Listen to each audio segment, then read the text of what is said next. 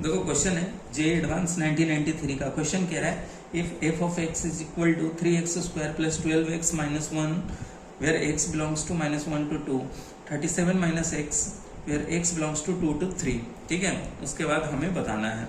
आप देखो जो -1 और 2 के बीच में है क्वाड्रेटिक इक्वेशन है जो कि 3x square plus 12x minus 1 है।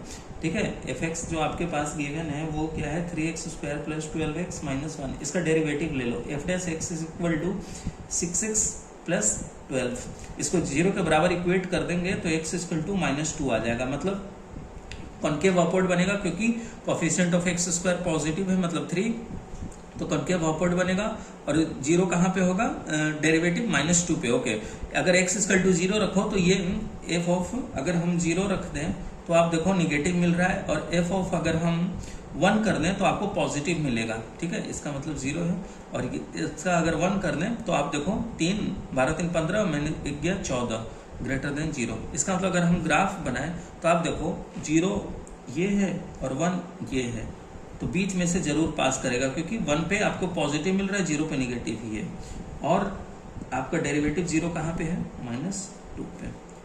ये है आपका ये, लेकिन आपका कहाँ से कहाँ तक दे रखा है, -1 से लेकर 2 के बीच में। आपका -1 आपका यहाँ है, ये है आपका -1, और 2 कहाँ है, ये है आपके पास, ये है आपके पास।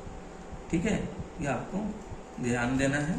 और कहाँ से कहाँ तक डिफाइंड है, हम अब 2 तक इसको ऐसे ले जाते हैं। ठीक है, तो ये आपके पास हमने बना लिया 2 के बीच में।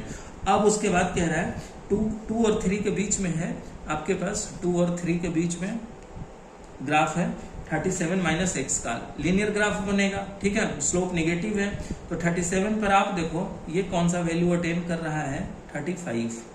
ये क्वाड्रेटिक वाला भी 35 अटेंड कर रहा है, लीनियर वाला भी, क्योंकि x इक्वल टू 2 क्वाड्रेटिक में रखोगे तो ये 4 से 12 दूनी 24 है, तो 24 और 12 36 में से गया 35, दोनों एक ही वैल्यू पे है।